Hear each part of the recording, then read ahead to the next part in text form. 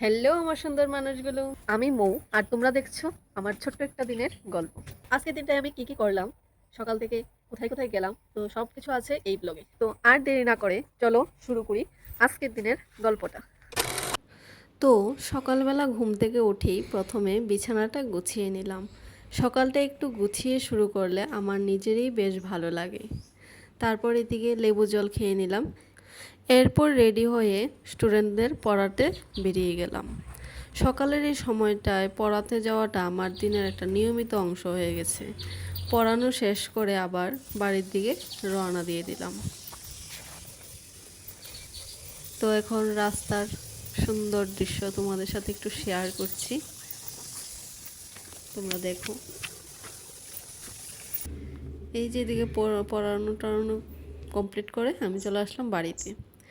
বাড়ি ফিরে ভাবলাম আগে রান্নাটা সেরে নিই। আজকে খুব বেশি কিছু না, একদম সাধারণ ঘরোয়া খাবারই রান্না করলাম। রান্না করতে করতে কখন যে সময় চলে যায় মানে বুঝতেই পারি না। এদিকে প্রচণ্ড রোদ, তো এদিকে গল্প করছি আর আমি এদিকে রান্না করছি। তো আস্তে আস্তে আমার রান্নাটাও কমপ্লিট হয়ে গেছে। তারপর এদিকে আমি স্নান টান করে চলে আসলাম। এদিকে ক্রিম টিম মেখে নিচ্ছি একটু মুখে। তারপরে আমি চলে যাব ভাত খেতে। তো সব কিছু তৈরি হয়ে যাওয়ার পর এবার খাওয়ার পালা। তো নিজের হাতে রান্না করা খাবার খেলাম শান্তিতে দুপুরের খাবারটা। এরপর দুপুরে কিছুক্ষণ রেস্ট নিলাম। সকাল থেকে বেশ কিছু কাজ হয়ে গিয়েছিল, তাই একটু বিশ্রাম নেওয়ারও তো দরকার ছিল।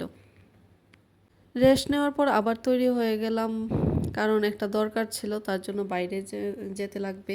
তো চলো আমার সঙ্গে তোমরাও বেরিয়ে পড়ো, দেখি আজকে কোথায় যেতে হয়। আর বাইরে বেরিয়েই এত সুন্দর একটা পরিবেশ চোখে পড়লো, তাই ভাবলাম এই সুন্দর মুহূর্তটা তোমাদের সঙ্গেও শেয়ার করি। সত্যি বলতে বাস্তবতার মাঝে প্রকৃতির দিকে একটু তাকালেই মনটা অনেকটা ভালো হয়ে যায়। আর এভাবেই আজকের দিনটাও ধীরে ধীরে শেষের দিকে চলে এলো। আজকের ব্লগটা যদি তোমাদের ভালো লাগে তাহলে অবশ্যই লাইক করবে, চ্যানেলটা সাবস্ক্রাইব করবে আর পাশে থাকবে। আবার দেখা হচ্ছে নতুন একটা ব্লগে। ততক্ষণ পর্যন্ত সবাই ভালো থেকো, সুস্থ থেকো। Bye bye.